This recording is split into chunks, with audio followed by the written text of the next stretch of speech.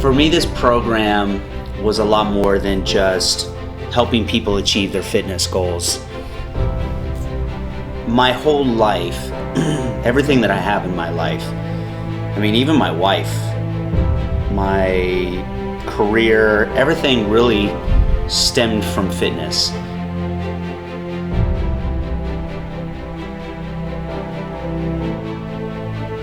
I mean, I came from nothing, really.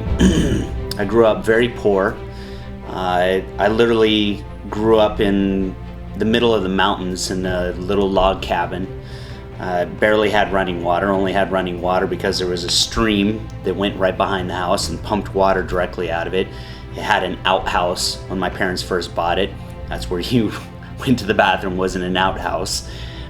You know, I live an amazing life now, but it wasn't always that way. I grew up like a lot of kids do, just bouncing around from mobile homes and low-rent duplexes and little apartments. I mean, we were poor.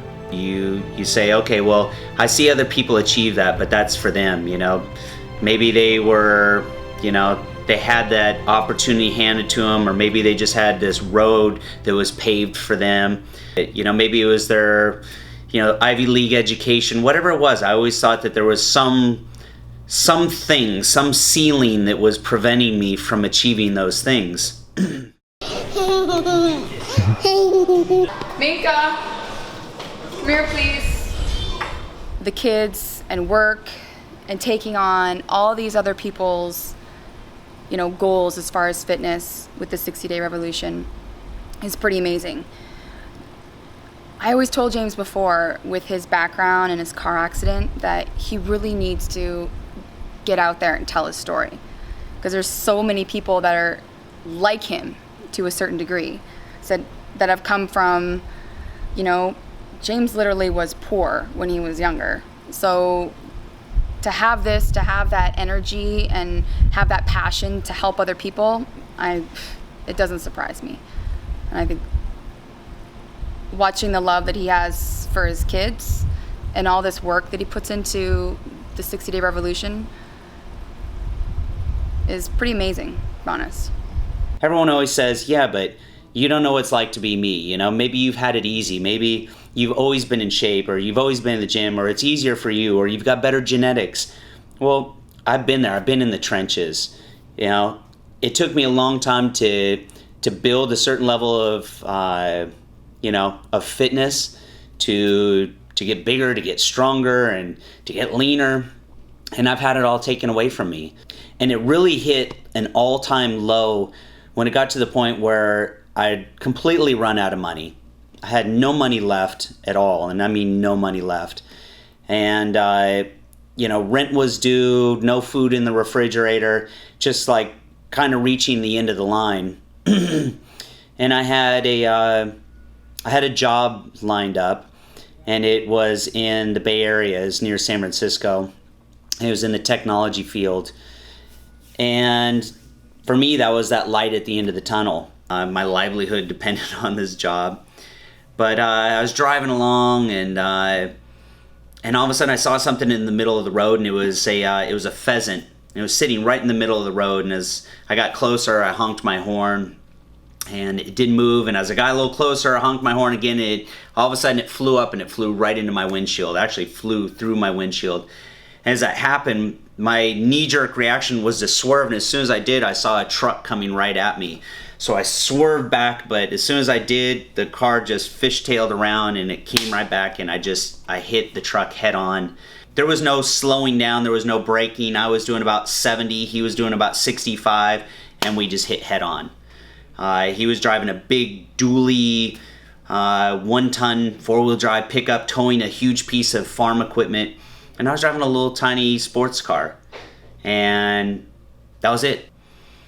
So long story short, you know, they flew in a helicopter to come pick me up. There were emergency workers everywhere. They'd closed off the road for hours. The emergency workers actually thought that I was a goner. They just thought there was no way that I was going to live. Okay, and he's moving. Okay. Then today, this morning, we covered 300 feet, and it took 17 minutes. So still a big improvement, but It's gigantic improvement. It's just Need a recorder? Actually, awesome. mom. Perfect. Well, I don't know about perfect, but in the hospital, I literally withered away. I lost nearly 50 pounds of muscle, and everything that I had, everything that I built was gone. But no matter how impossible it seemed, and no matter how many people told me I couldn't do it, I was determined to build myself back up. And that's exactly what I did, just one step at a time. James never had much help when he was younger. He didn't. He did a lot of things on his own. He learned a lot of things on his own. So it's his way of being able to help others, you know, help these people reach their goals.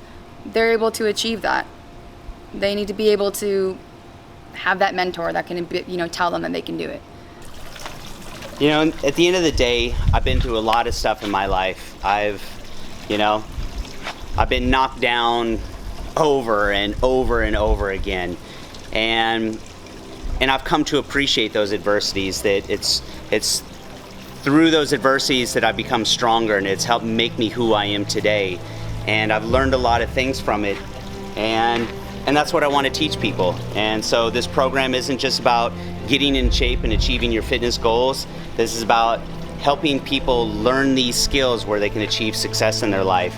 You know, Corey and I walked back here when he came to visit, and he was standing actually right here, and he was looking back at the house. He was like, man, this is incredible, it's beautiful. And I told him, I said, you know, Corey, I said, I came from nothing, man. And I said, if I can do this, if I can create this for myself, then anybody can create this. All this right here, it wasn't handed to me, it wasn't luck, it wasn't timing. It all started right here. It started with the same tools that I'm trying to teach people in their fitness program. If they can use that and achieve success there, they can in turn take it to create success for themselves. And everything that I have in my life came from those disciplines. And that's what I want to share with people.